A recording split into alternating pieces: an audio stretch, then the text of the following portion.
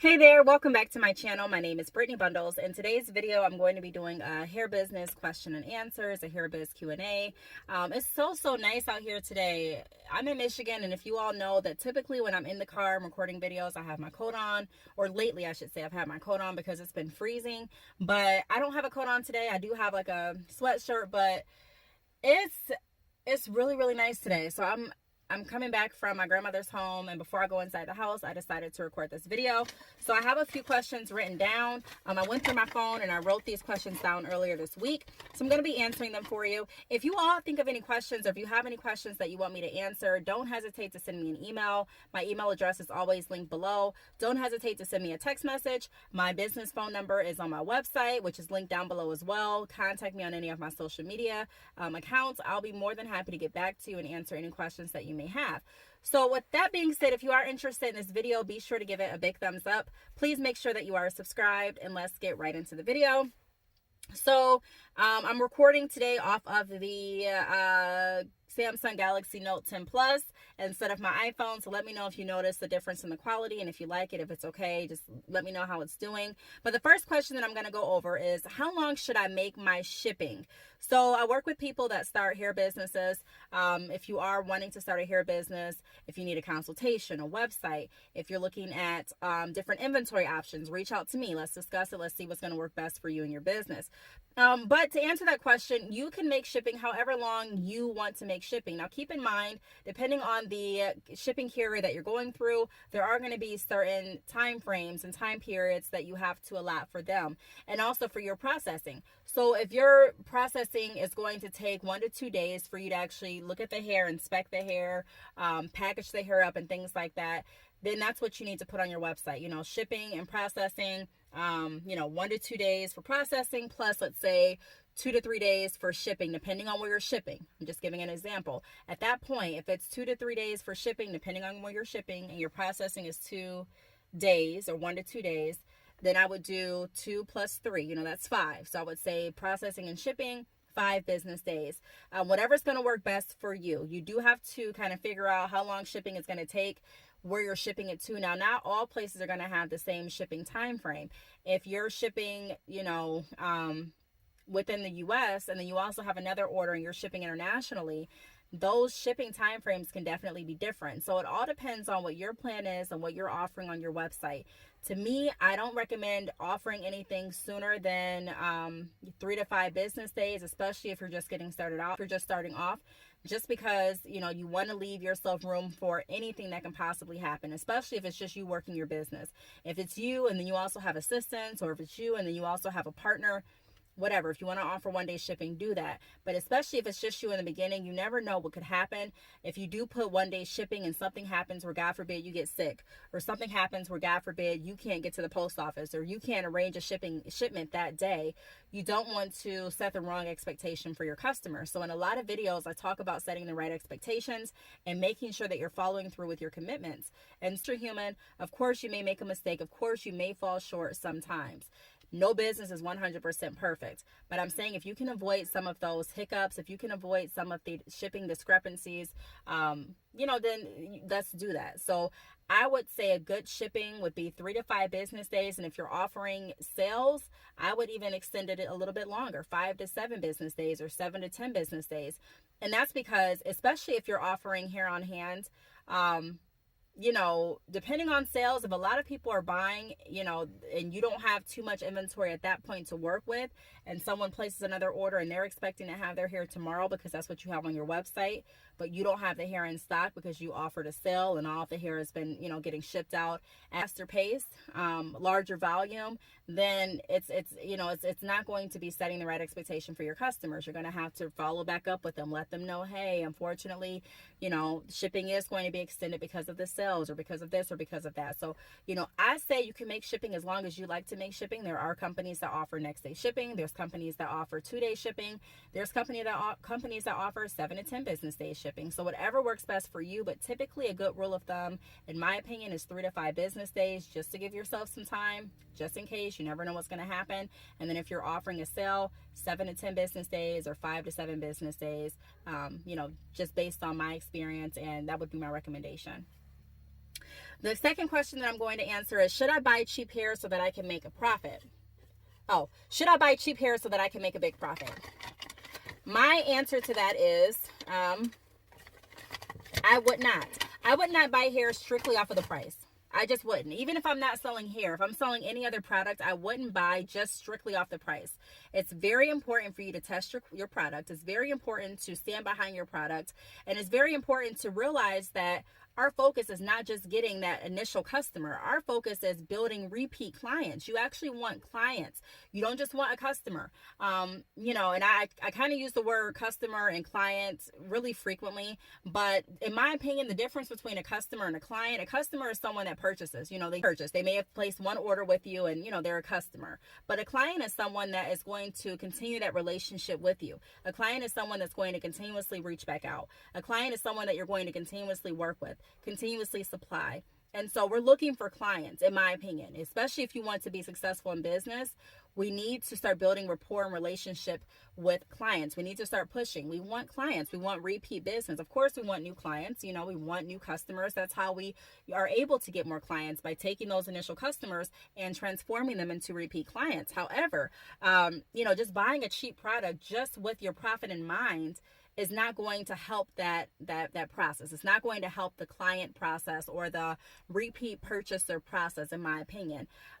You can still get a really good profit by buying hair that's not necessarily cheap, good quality hair or good quality product, and pricing it correctly. When I say price it correctly, I mean price it at a point that makes sense for you. Is this worth your time? You still have to get the hair in. You still have to inspect the hair. Hair businesses do take risks, so not every bundle of hair that you get is going to be up to your, you know, up to par. Not every bundle that you get is going to be up to your liking, and so you may have to work with the vendors. You may have to come out of pocket and buy more hair. So I'm just saying that there's always things that happen in business that may require you to put more money into your business to keep it running.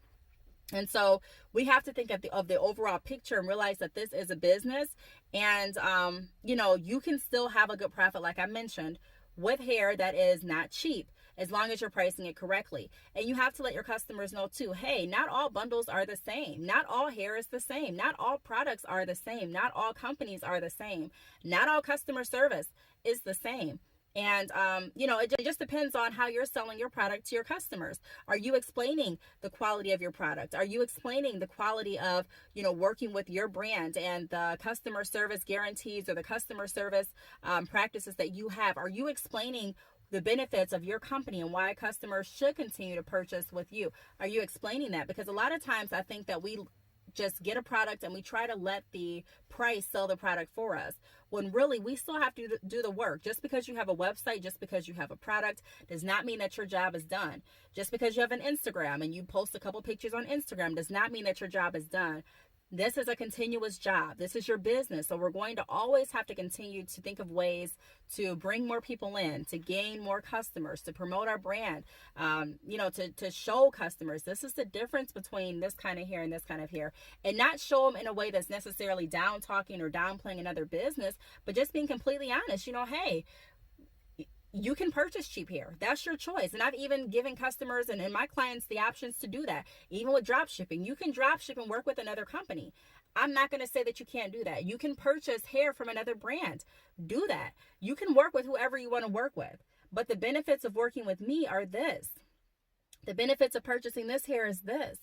This is what you're getting. So as long as you're confident and as long as you can really stand behind your brand, I'd rather stand behind a product that I know is quality versus a product that I know is not quality and it's just a cheap price. You know what I mean? Because if it's a cheap price, but you're still not getting what you're wanting, it's a waste of money. And that's what we really have to start painting a picture of. You know what I mean? Let me just take it out of the hair industry for a minute. If you go into, I don't know, say you're looking at, let's use nails. Say you're looking at getting your nails done. This is a service, so it's a little bit different than a product, but we'll just run with it for the example. So you're looking at getting your nails done, but the nails that you are looking at getting are going to be, you need long white nails for this special occasion. And so you call around and you find this place or this nail tech that's offering nails for $10. and everyone else that you've called is offering hair or offering their nail services for about 50 or 60, maybe even 80. But you're like, you know what? I really, really like this $10 price. I'm going to go there. And you spend $10, but you look at the hair, the nails, and you notice that the nails aren't white, they're black. They're chipping, they're breaking. By the time you wake up in the morning, you only have one nail left on your hand, just as an example. So it's like, yes, you paid $10, which is cheaper than paying the 50, the 60, or even the 80. But you wasted money in a sense because you threw away the $10 and you didn't get what you wanted. And not only did you not get what you wanted, but it didn't last. They weren't there the next day. And so I'm just giving an example. I'm not saying that that's going to happen necessarily or anything like that, but that's just an example. If a customer is looking at getting the cheapest product, but they know that this is what I'm looking to get out of the product, you have to explain to them. A lot of times you get what you pay for. That's your job as a business owner, to let your customers know, hey, this is what it costs. I can definitely go ahead and find a vendor that offers really cheap hair, and I can still have my profit margin set the same where I'm getting the same money. But I don't want to do that to you. I want to make sure that I'm offering good quality hair. Why? Because I want, if someone asks you while you're out in public and you see, they say, hey, where did you get your hair? I want to feel confident in knowing that the customer is going to be like, wow, you got your hair from this company, instead of, okay, you got your hair from that company. Good. I'm going to write it down and make sure I don't go to them. So just think about that. It's not always about the cheapest. You can still have a good profit margin offering hair that's not cheap, but don't focus just on the price. Really focus on the value and the quality. Number 3 is, how can I tell if the hair is good? So the only way that you can tell if your vendor's hair is good, or if the hair that you're interested in purchasing is good, is by trying out the hair yourself. Yes, you can look at pictures. Yes, you can take word of mouth.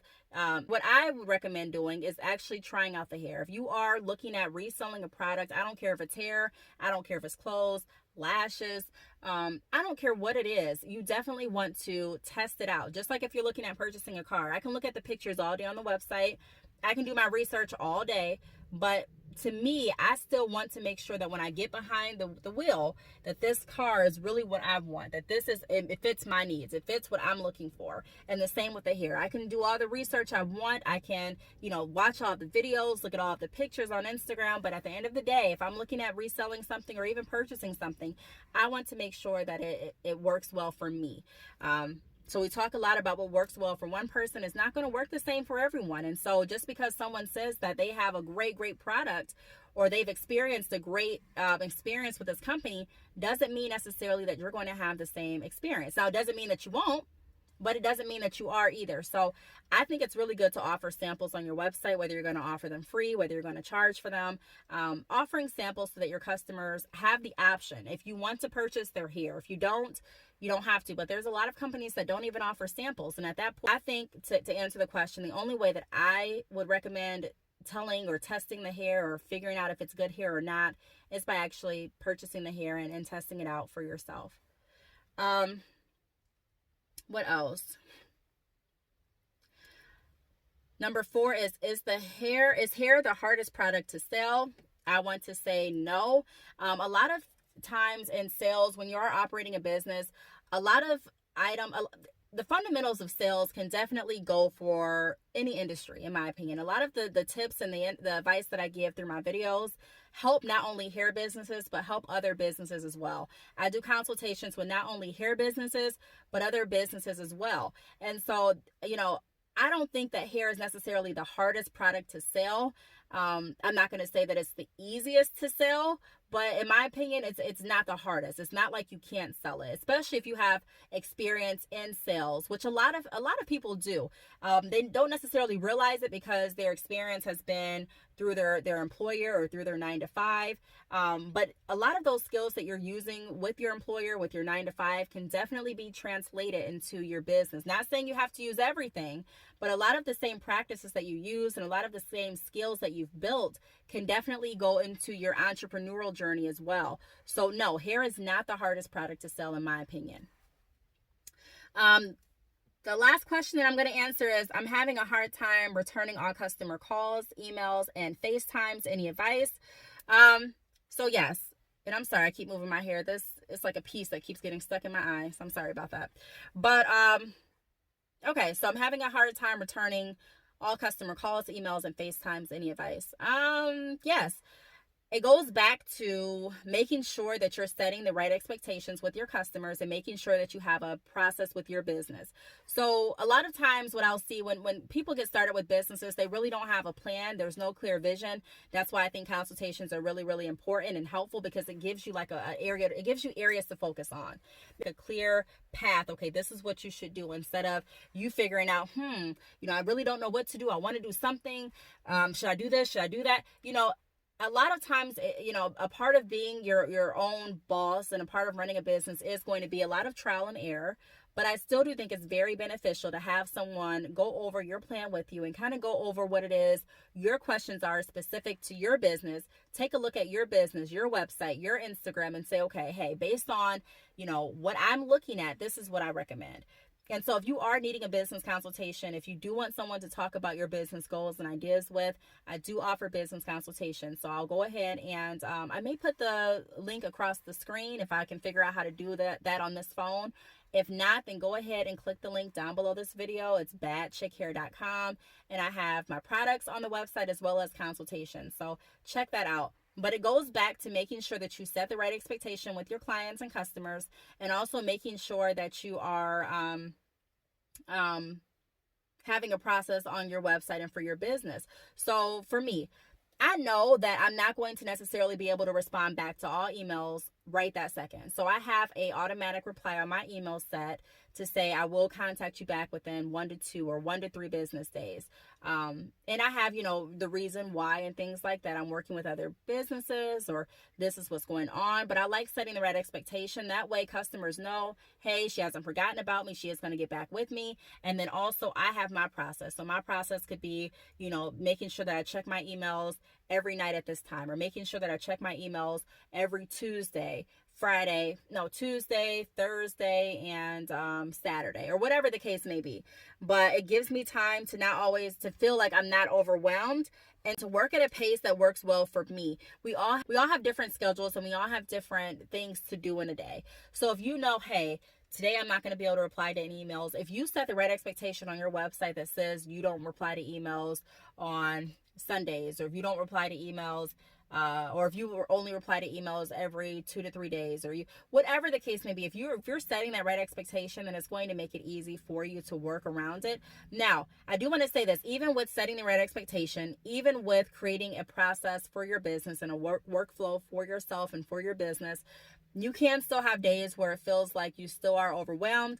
And not only does it feel like you are overwhelmed, but you actually are overwhelmed. So you have to take a look and say, hey, do I want to bring in help? Do I want to pay an assistant to help me on Sundays? Or do I want to pay my friend to kind of go through some of the emails with me and some of the calls on, Tuesday? But keep in mind that it is going to take time for you to actually train others how you want your business run, because it's not as you're going to get into the process of doing it, responding back to your emails, doing your FaceTime calls if that's what you're offering, responding back to text messages and calls and things like that. And so it's going to be kind of like second nature for you.